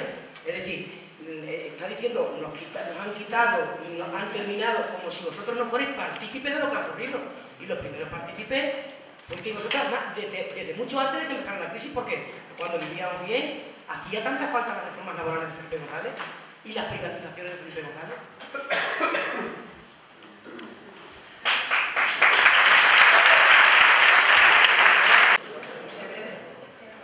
Muy breve, yo ya he reconocido errores que hemos cometido. Hay otros que no los hemos cometido. Es decir, la reconversión de los años 80, las reconversiones de los años 80 eran absolutamente necesarias en nuestro país. Y con errores que cometimos, y algunos de ellos costaron huelgas generales en las que yo estuve. Yo también, pero... En las que yo estuve. No, yo estuve contra el gobierno. Y era el gobierno de mi partido. Pero en todo caso, con todos los errores que se hayan cometido, hasta que arranca la crisis, pues yo estaba contestando una pregunta sobre la crisis actual. Hasta que arranca la crisis, con todos los errores que se hubieran cometido en el pasado, que se cometieron sin duda por parte del PSOE, se cometieron, ¿cómo se vivía en Extremadura? ¿cómo se vivía en España? Razonablemente bien. La riqueza, había mecanismos de reparto de la riqueza que hacía que la riqueza llegara por la vía del empleo, por la vía de los salarios, por la vía de los servicios públicos. La gente vivía, creo, siempre mejorable, pero creo que vivía de una manera bastante decente, bastante... Y sin embargo, la crisis, esta crisis, que creo que tiene muy poco que ver con gobiernos del PSOE, ha sido la que ha pegado un vuelco radical a nuestro país. Con esto no quiero quitarme del medio para decir, has hablado de las privatizaciones. ¿Fueron un error? Ya lo sé. Hubo privatizaciones que fueron un gravísimo error y otras que no. Yo las sigo compartiendo al día de hoy. Pero de esta crisis en la que estamos ahora mismo, de esta crisis, no hay culpables. Me atrevo a deciros, de verdad, os lo digo sinceramente, creo que el mayor culpable, el gran culpable, no está ni en el Partido Popular, ni en el Partido Socialista y, por supuesto, mucho menos en Izquierda Unida. Aunque, como os decía antes, tengamos responsabilidad en todo lo que está pasando en estos momentos. El gran culpable hay que buscarlo precisamente en la ausencia de la política, en que otros han decidido al margen de la política. Por eso me indigna que la gente no quiera saber nada de la política, porque es nuestra única defensa. Me voy a animar a preguntar, aunque ya digo que el debate era para los chicos, no para los profesores, pero bueno. Yo, como profesional de la enseñanza, me gustaría pediros a los políticos que estáis en la mesa ahora mismo y que hicierais extensivo a todos los políticos de España que la educación es un tema tan sumamente importante para una sociedad que creo que tiene que estar fuera de cualquier partido político. Creo que mientras en España los políticos no entendáis de cualquier signo, ¿de acuerdo? Y yo me declaro que no soy de ningún partido, ¿vale? No confío, desgraciadamente, en los políticos españoles ni de todo el mundo, pero me gustaría que mientras los políticos de España no penséis que la educación no es ni de un partido de izquierda, ni de derecha, ni de centro, ni de nada, mientras no se haga una ley de educación que sea consensuada por la mayoría de un Parlamento, la educación en España, desde mi punto de vista, no va a mejorar, ¿vale? Creo que si este año se ha aprobado una ley de educación del PP y dentro de X tiempo, que no hayan pasado un tiempo prudencial para saber si esa ley de educación iba en marcha o funcionaba o no, se cambia, creo que al final lo único que conseguimos es que la educación sirva para que los profesionales, los alumnos, los padres estén totalmente perdidos porque no saben a qué atenerse. Y creo que mientras la educación no sea consensuada, una ley de educación por todos los partidos políticos de España, o por lo menos por la mayoría de los partidos políticos, creo que buena gana, mal favor le estamos haciendo a la sociedad española. Así que os animo a que le transmitéis esta información, que creo que no es solo mi opinión, sino que creo que tenemos muchos españoles de que la educación está por encima de la política y que mientras no se haga una ley que aglutine a la mayoría del Parlamento español, la educación en España seguirá cojeando y seguirá fracasando. Gracias. Bueno, la verdad es que ha habido de lo que estabas comentando, de que es necesario que la educación no esté politizada, es lo que querías decir, ¿no? Que no fuese... Sinceramente, a mí también me hubiese gustado que precisamente la educación no sea lo que esté politizado, porque como sabes, todas las leyes de educación hasta el momento han sido aprobadas por el gobierno socialista. Ha habido muchas leyes de educación, la LODE, la LOPSE, la LOPSE, la LODE, todas esas leyes de educación hasta este momento que hemos hecho el anteproyecto de ley de la LOMCE han sido aprobadas por el gobierno socialista y nunca ha habido ningún consenso en el Parlamento. Y sí que es cierto que lo primero que hizo tanto la consejera de Educación extremeña como el presidente del Gobierno de Extremadura fue pedir un gran pacto por la educación, porque es muy importante que todos los partidos políticos, en las circunstancias que estamos, se pusieran de acuerdo en una ley de educación. Pero, ¿qué es lo que ocurre o qué es lo que he visto yo también, sin ser político en ese sentido? todas las leyes de educación siempre han tenido las mismas discrepancias. O si no era religión, era por educación por la ciudadanía, si no, por la lengua vehicular. Siempre tienen esa misma discrepancia que no se ponen de acuerdo los partidos políticos. Nosotros, en ese sentido, creemos que eso sería básico, un gran pacto por la educación. En otros países lo ha habido y no ha habido ningún problema. No sé por qué aquí, en este país, no se puede poner de acuerdo en una ley de educación, porque es que nosotros en el Parlamento lo hemos debatido en numerosas ocasiones en comisiones de educación, que tenemos cifras que habrá que solucionarlo de alguna manera. El informe PISA, que es la primera vez que se hace aquí en Extremadura, se somete al informe PISA, esas 3 materias, nos dan unos resultados bastante malos con respecto al sistema educativo de Extremadura. Y no me gusta hablar de datos malos, pero es que el hecho de que ocurra eso, habrá que poner algún tipo de soluciones, ¿no? En su momento se podía haber hecho esa evaluación del informe PISA, tampoco se hizo, y las soluciones que se van poniendo pues van muy lentas. Yo creo que no podemos seguir manteniendo esos datos de fracaso escolar y de abandono escolar. Habrá que solucionarlo de alguna manera, y si las leyes de educación no funcionan, pues habrá que intentar entre todos consensuarlas. En numerosas ocasiones hemos invitado al resto de los partidos políticos a que se consensúe, pero no parece que llega ese gran pacto por la educación, que es lo que queremos del Partido Popular.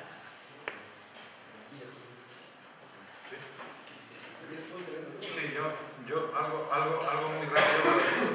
Quiero reconocerte, Paco, que yo estoy entiendo poco.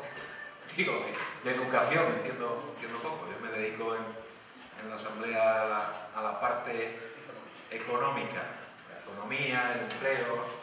Pero, hombre, Paco, la educación, dices, de forma consensuada. Yo en eso estoy de acuerdo. Creo que en Extremadura, tanto por el PP como por el PSOE, se han hecho, y se ha dado muestras además, de acuerdos en materia de educación en el pasado. Pero no pretendamos desvincular la educación de las decisiones políticas. Porque en la educación hay mucha política y es bueno que la haya. Hay una parte digamos que hay que regular en la educación, que tiene que ver con lo técnico-pedagógico, para solucionar esos problemas de los que hablaba Virginia ahora. Cómo mejoramos la calidad educativa de nuestros jóvenes. Eso probablemente tenga poco de política, pero hay otras partes que son tremendamente políticas. El acceso a la educación, por ejemplo, es pura política. Eso es pura política.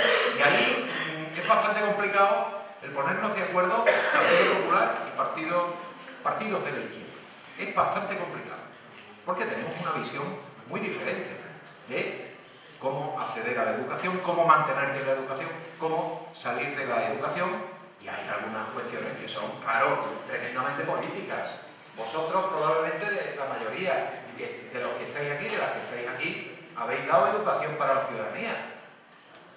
Bueno, nosotros los socialistas creemos que es correcto, que eso no adoctrina a nadie, que no os hemos puesto orejeras como burros para que penséis de una manera determinada, porque habéis estudiado educación para la ciudadanía, y creemos que la religión es algo tremendamente privado, que cada uno en su casa o en la iglesia tiene todo el derecho que es el primero a defender que pueda.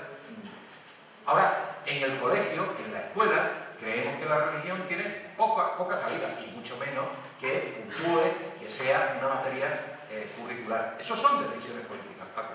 Y ahí, bueno, ¿es bueno, necesario que nos pongamos de acuerdo? Pues sí, sería muy bueno y muy necesario. Porque claro, si decías tú, acaba de aprobar una ley el PP, los socialistas han anunciado que cuando llegue se la van a quitar del medio. No la vamos a quitar del medio. Claro que sí, no la vamos a quitar del medio, Paco.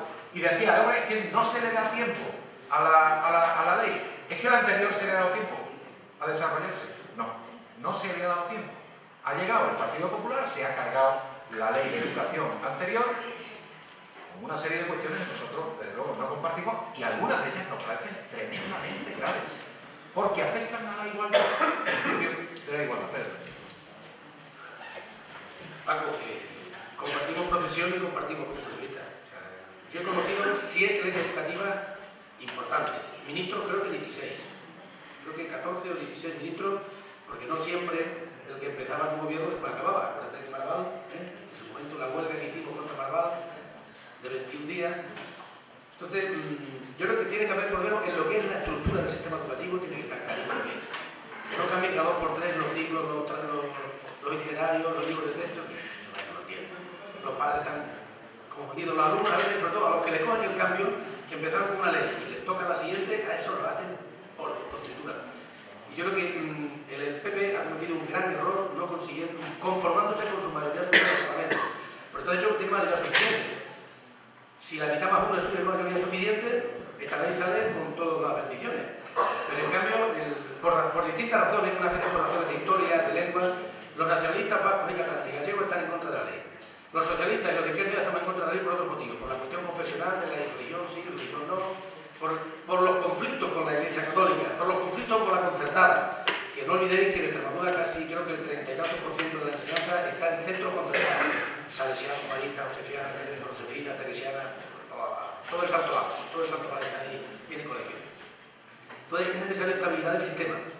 Luego discutiremos el currículo, discutiremos el presupuesto, discutiremos lo que sea, pero una ley tiene que tener cierta estabilidad, porque si no, este girigal en el que estamos, gente que empezó la ESO, y además vaya nombre que le pusieron, anda aquí.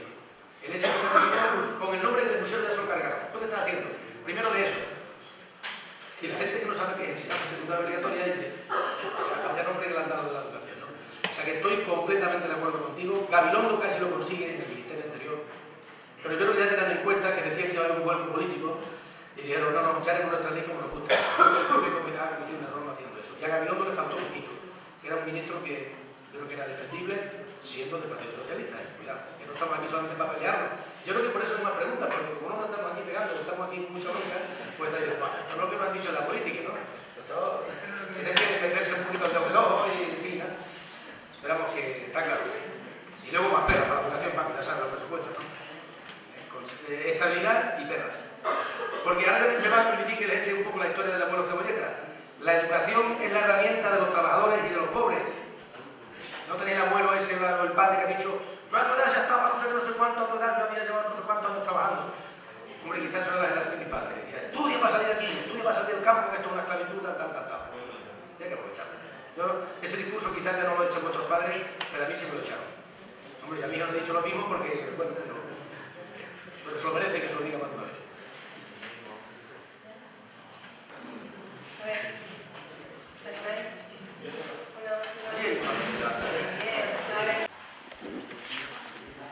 Buenas, soy Miguel Ángel Morales.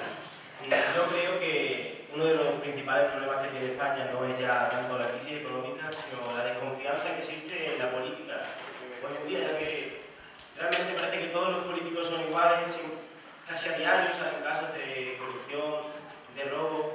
¿Por qué no se hace nada para solucionar esto y que la gente vuelva a confiar en la política?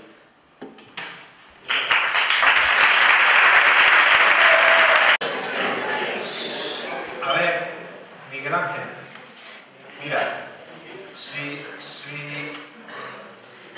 pusiéramos a 100 abogados en fila, nos íbamos a encontrar a 5, 6 o 7 sinvergüenza, sin duda. Si pusiéramos a 100 médicos en fila, 5, 6, 7 sinvergüenza, sin duda. 100 carpinteros en fila, 5, 6, 7 sinvergüenza, sin duda. Políticos, 5, 6 o 7 sinvergüenza, sin duda. Sin duda. Sin duda. No, si ahí es donde os quería llevar. Ahí es donde os quería llevar. Ahí es donde os quería llevar. No. Es verdad que estamos bombardeados todo el día con casos de corrupción en la política. La corrupción la tenemos. Primero, yo afirmo que la corrupción no es generalizada. Conozco a mucho político del Partido Popular, de Izquierda Unida, del Partido Socialista, mucho, la inmensa mayoría, son gente sana, gente honrada. ¿Hay sinvergüenza, ladrones, corruptos? Sí, los hay. ¿Qué hay que hacer con esa gente? A la cárcel. Sin contemplaciones de ningún tipo. A la cárcel con ellos. Ahora, ¿por qué? ¿Por qué? Pregunto, ¿por qué hay tanta información sobre la corrupción en la política? Porque hay que conseguir de la forma que sea que la gente no quiera saber nada de la política. Porque la política, y con esto termino, os lo he repetido 3 o 4 veces a lo largo de esta mañana, la política es la única herramienta que tienen los ciudadanos para cambiar la sociedad. Si la política desaparece de las manos de los ciudadanos, si los ciudadanos se desentienden de la política, queda el terreno libre para que sean otros poderes fácticos, fundamentalmente los económicos, los que van a decidir nuestro futuro. Interesa trasladar una imagen de degeneración completa de la política para que no confiemos para nada en la política. No tenemos que confiar en los corruptos. Los corruptos a la cárcel. Políticos especialmente, pero no solo políticos. Corruptos en el mundo empresarial, corruptos en el mundo profesional, corruptos. Todo lo que sea corrupción hay que perseguir. Menos mal que nos dijiste, si ponemos 100 profesores en fila, nos van a quedar ni uno. Nos quitan de la mitad, por lo menos la mitad seguro que nos mandamos para casa, ¿no? Yo creo que los casos individuales de gente que es deshonesta, que es corrupta, que defrauda, de verdad que yo creo que son minorías. En Extremadura hay miles de concejales, cientos de alcaldes, que la mayor parte de las veces no, yo creo que la inmensa mayoría es gente honesta, que se deja el pellejo por sus vecinos, por sus ciudadanos. Y luego siempre hay algún aprovechado pues que nos pone a todos en mal sitio. Yo creo que habréis visto hoy que los políticos somos gente corriente, no somos bichos raros. Entonces, yo creo que eso es lo peor de todo, con todo el respeto lo digo.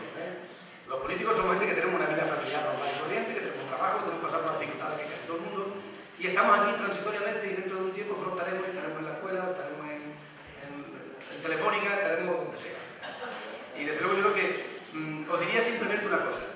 Hay empresas de comunicación que quieren vender periódicos y tener horas de audiencia en la tele a toda costa.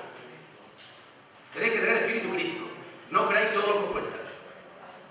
El Mundo, por ejemplo, un periódico al que no le tengo ninguna simpatía, lo que le interesa es vender periódicos como sea. Y se apunta a cualquier escándalo, No creáis solamente la salsa rosa de la política. Por ejemplo, en Francia ahora. Resulta que Hollande va a aplicar un programa de recorte de casi 60.000 millones de euros y la gente habla de los ligues y de las infidelidades de Holanda. ¿Por qué a quién le interesa eso? Eso de verdad que es una barbaridad. Yo espero que esto que estamos haciendo hoy, yo creo que es educación para la ciudadanía. Yo, a vuestros profesores, que no sé de qué asignaturas son, esto es preparar ciudadanos para que tengan espíritu crítico y sean libres y no se dejen comer el coco por cualquiera. Entonces, respecto a los medios de comunicación, no, eso del periodista neutral que cuenta la verdad y que es fiel, que son empresas de comunicación, que tienen intereses económicos.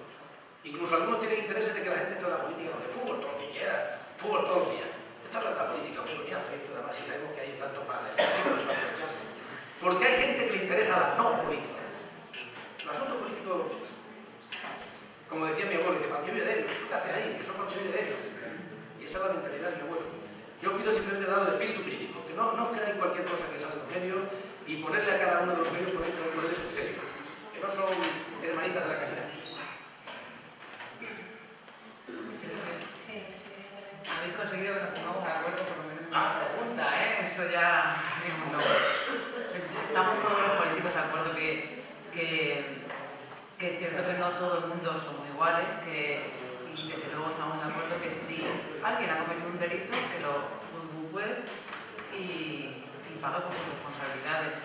Lo que no nos podemos meter a todos en el mismo saco. Yo sé que, como decía Miguel, lo bombardean en la televisión con casos de corrupción, noticias negativas. Parece ser que también lo que más vende es lo negativo. Una noticia positiva, parece que a la gente no le interesa la noticia positiva. yo lo que os invitaría es a que tengáis un sentido crítico, analicéis las noticias que veis en la televisión, en la prensa, en la radio, porque no tienen por qué tener la única verdad absoluta. Y al final sois vosotros los que tenéis que analizar y tenéis que posicionaros respecto a eso. Y como os digo, no todos somos iguales, los que hayan hecho algún tipo de acción que lo paguen. Yo creo que esas personas no deben estar en política, los partidos políticos se tienen que encargar de que si alguna persona ha cometido un delito y ese delito está juzgado por un juez y se le declara como culpable, tiene que estar fuera de la política, porque es que esa persona degrada todo lo que es un partido político. Y un partido político es mucho más que no solamente las personas que representamos hoy aquí, estamos en representación de ese partido político que lleva muchos años trabajando. Por lo tanto, yo estoy de acuerdo que la persona que ha cometido el hecho lo pague. Bueno, yo creo que no hay nada más. Me gustaría decir una cosa, Carmen. Un momento. ¿Me dices tu nombre? Elena. ¿Cuántos diputados tiene el Parlamento de Extremadura? Alto. 65, ha dudado un poco. Si no lo hubiese sabido, no pasa nada, no pasa nada. Pues, si queréis saber más sobre el Parlamento, os gusta viajar, ¿verdad? ¿Os gusta viajar? Pues mirad, hay un premio que se llama Vivir el Parlamento, que está ahora activo, lo podéis ver en la web del Parlamento, recibiréis cartelería aquí en vuestro centro educativo. Os animo a participar, de verdad que son muy buenos premios, en el caso de bachillerato son viajes, así que quien no supiera cuántos diputados tenía el Parlamento de Extremadura, pues eche un vistazo y aprenda más sobre el funcionamiento, la organización, conocer más de cerca a estas personas y nada, que participéis. Lo digo porque yo soy la secretaria del jurado y me gusta que participéis, ¿sabéis? Así que por favor, quiero volver aquí a entregaros algún premio, que vayáis allí a recoger un premio. Nada más, Carmen.